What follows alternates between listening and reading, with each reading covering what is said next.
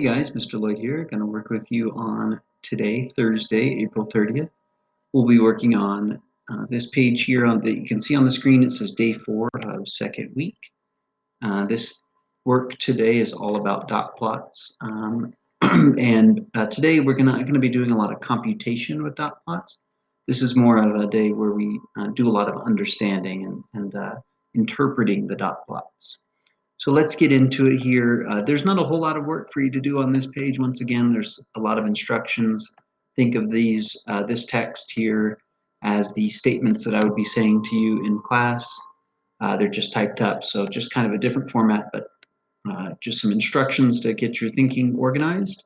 The first part is data is a blank of information.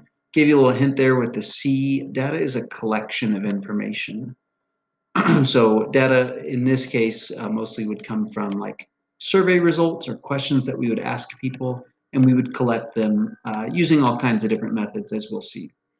Okay, and then the next part here, dot plots and tables share a relationship that can be called one-to-blank correspondence.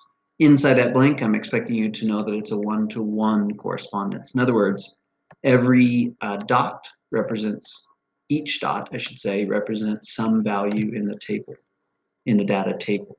Okay, so the table is where we collect the data. The dot plot is where we organize it and show the data. Okay, to show you the rest of this page here, I'll just keep this video kind of short and just get you right into this challenge question if you want to do it. It's a great little thing to do.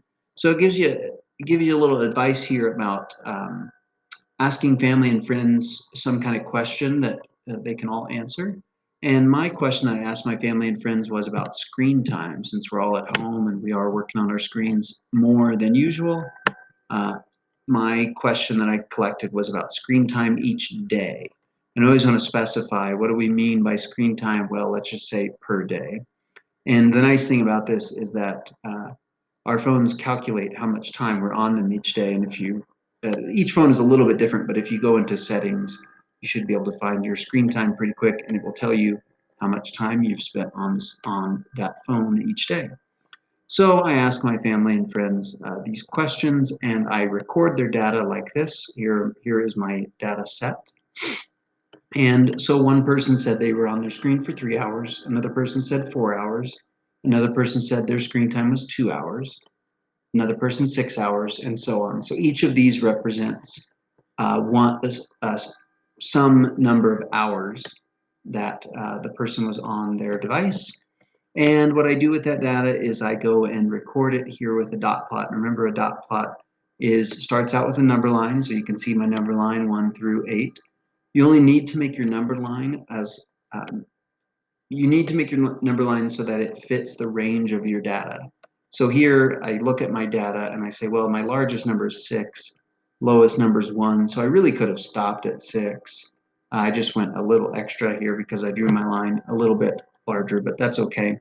Doesn't hurt anything. You just wouldn't need to make a dot plot that tallied up all the way to 100 or some larger number like that for numbers here. As you can see, my data set, all my numbers are, smaller than 10. So it wouldn't make sense to make a dot plot really large here.